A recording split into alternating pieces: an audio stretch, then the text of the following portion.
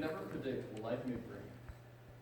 What we may have dreamed as a child may not be what or where we are now.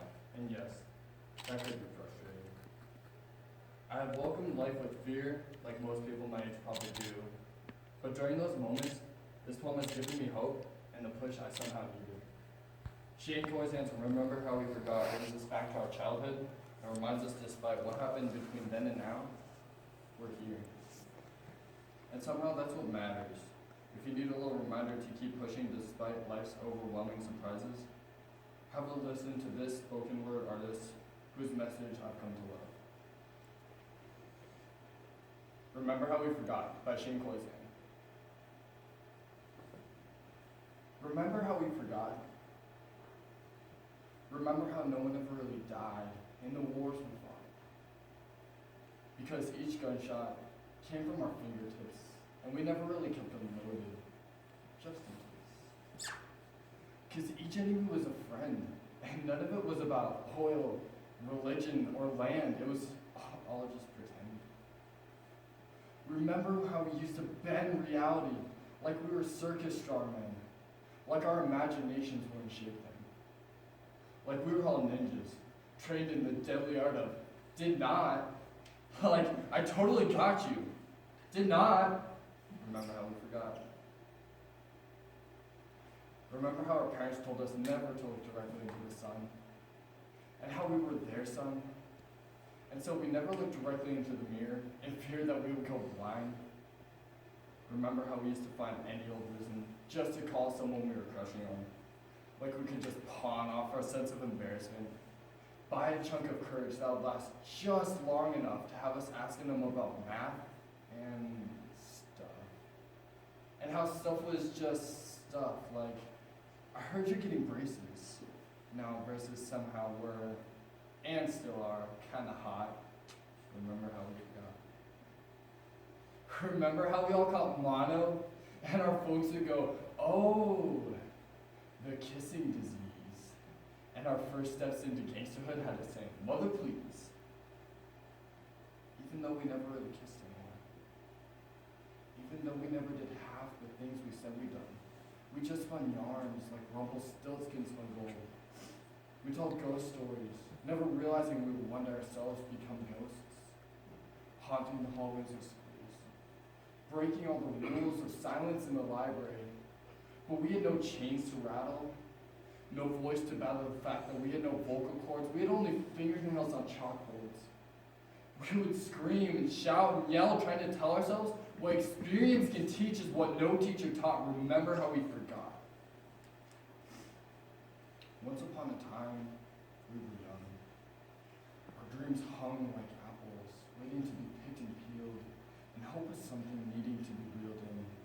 So we can fill the always empty big fish bin with the one that got away, and proudly say that this time, impossible is not an option. Because success is so akin to effort and opportunity, they can be related. So we took chances. We figure skated on thin ice, believed that each slice of life was served with something sweet on the side, and failure was never nearly as important as the fact that we tried. That in the organ's frailty and limitation, we supplied the determination it takes to make ideas and goals the parents of possibility. And we believe ourselves to be members of this family, not just one branch on one tree, but a forest whose roots make up a dynasty. So when I call you sis or bro, it's not lightly. And when I ask you to remember, it's because the future isn't what it used to be. So remember now. Pay tribute to every sacrifice laid upon the altar of somehow, for all the time, somehow we overcame. Somehow we pushed on. Somehow we've gone the distance, and in going there, we possess the freedom to map the uncharted lands of any and everywhere. We are unbound. 6 feet above the underground where we will all one day rest, so until then, test the limits. Test the boundaries and borders as if the headquarters of potential lay just beyond the world's edge. Let the belief that hope belongs to us all be the pledge you take to make the unachievable as inconceivable as the false fact that we were never here. We were here. And our memories are as dear to us as every slow motion moment or held breath. So remember every instance before death. Every first kiss, first dance, near miss, last chance, yes, no, maybe so. Let us go the distance once more. Let us remember all the moments that were and were not. Like the point is something we can get, and what we can get is what we got. Because all we have are the times between the moments we connect each dot. So live and remember. Burn like an ember capable of starting fires. Like each moment inspires the next.